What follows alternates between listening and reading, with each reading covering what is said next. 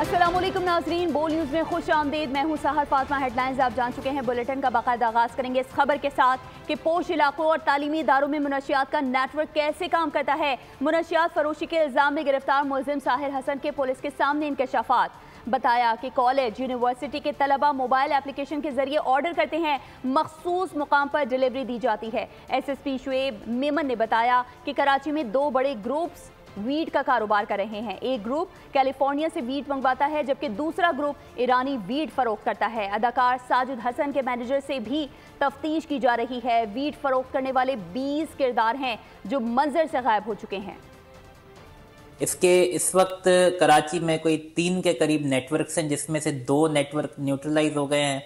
पहला नेटवर्क मुस्तफ़ा अरमगान की तरफ से ऑपरेट होता था और दूसरा नेटवर्क जो है वो साहिर की तरफ से ऑपरेट होता था।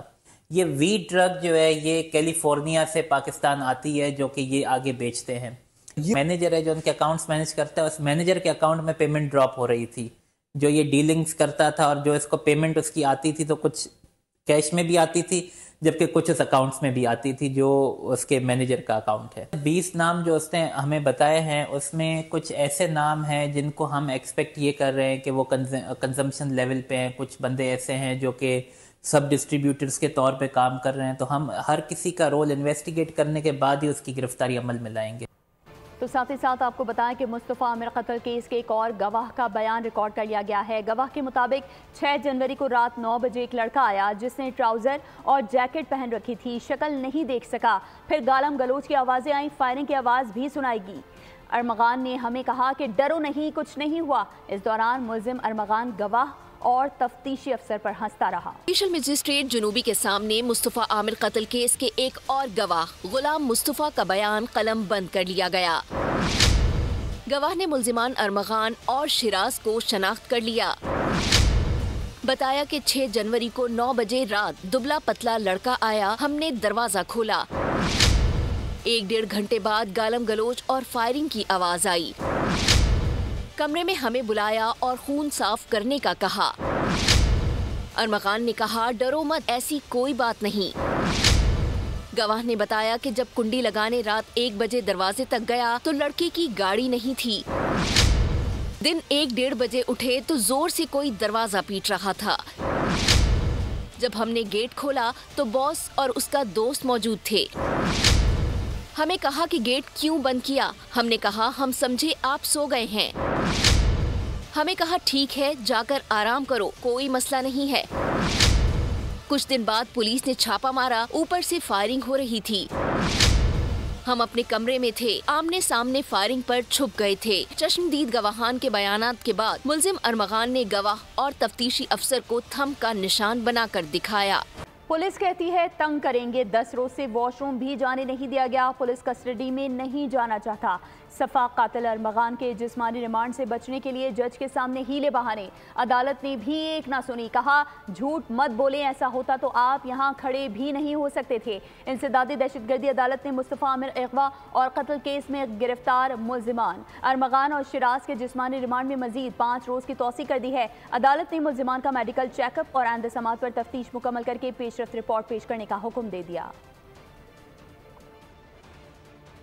और अरमगान ने मेरे बेटे को दरिंदगी से कत्ल किया है। बलूचिस्तान में ले जाकर गाड़ी समेत आग लगा दी गई। मुस्तफ़ा के वालिद आमिर शुजा की बोल न्यूज़ से खुसूसी गुफ्तगू। मुलजिम अरमगान के वालिद कामरान कुरैशी ने इल्ज़ामात मुस्तरद कर दिए। कहा कि मुस्तफ़ा मेरे बेटे अरमगान को मुनशियात बेचता था। अरमगान ने मुस्तफ़ा को नहीं मारा। मुस्तफ़ा आमिर कत्ल केस में क्या सच क्या झूठ? क्या मुस्तफ़ा और अरमगान वाकई दोस्त थे या ताल्लुक सिर्फ मनशियात से जुड़ा था? झगड़ा लेन देन का था या मामला लड़की का? बोल न्यूज़ अरमगान और मुस्तफ़ा के वालिद को एक प्लेटफॉर्म पर ले आया।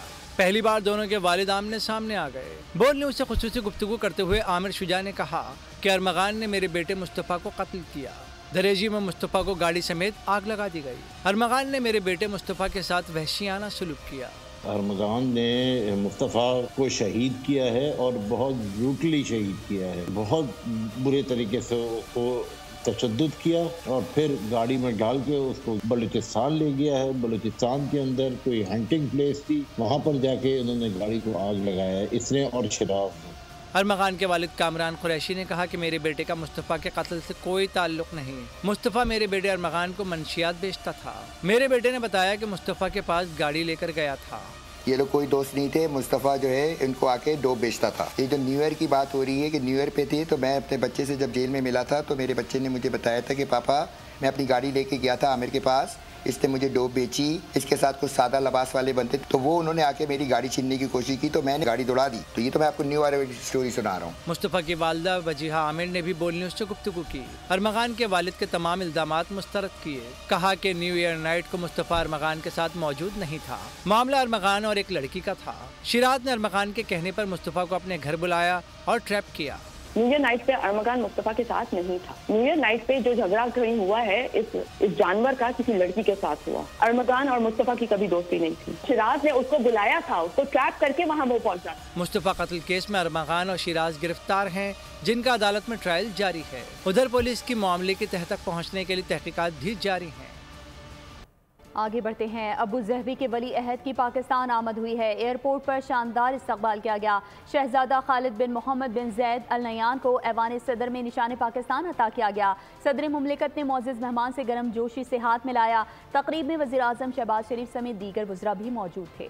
मुत्तहिदा अरब इमारात और पाकिस्तान के दरमियान दोस्ती बेमिसाल। अबू धाबी के वली अहद एक रोजा सरकारी दौरे पर पाकिस्तान पहुँचे। इस्लामाबाद पहुँचने पर सदर और वज़ीर आज़म ने मोअज़्ज़ज़ मेहमान का पुरतपाक इस्तकबाल किया। रिवायती लिबास में मलबूस बच्चों ने अबू धाबी के वली अहद को फूल पेश किए। शहजादा खालिद बिन मोहम्मद बिन ज़ैद अल नहयान जिसके बाद ऐवान सदर गए, जहां उन्हें गार्ड ऑफ ऑनर पेश किया गया। वली अहद के सफर के दौरान तमाम रास्तों पर उनके काफिले का भरपूर इस्तकबाल किया गया। ऐवान सदर में शहजादा खालिद बिन मोहम्मद बिन ज़ैद अल नहयान के लिए पुरवकार तकरीब का इनेकाद किया गया। मोअज़्ज़ज़ मेहमान को सदर मुमलिकत की जानिब से निशान पाकिस्तान से नवाजा गया।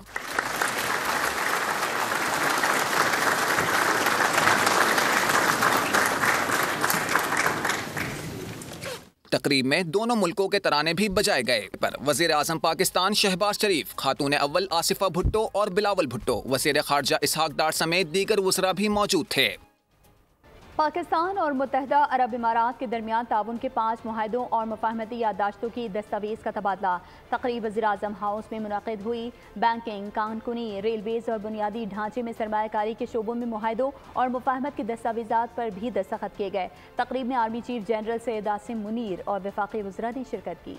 रमज़ान का चांद देखने के लिए रोयत हलाल कमेटी का इजलास कल होगा। पेशावर में इजलास की सदारत मरकज़ी रोयत हलाल कमेटी के चेयरमैन मौलाना मोहम्मद अब्दुल खबीर आज़ाद करेंगे।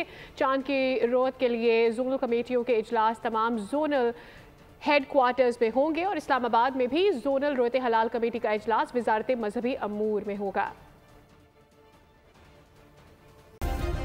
सब्सक्राइब करें और बेल दबाएं ताकि कोई खबर रह न जाए।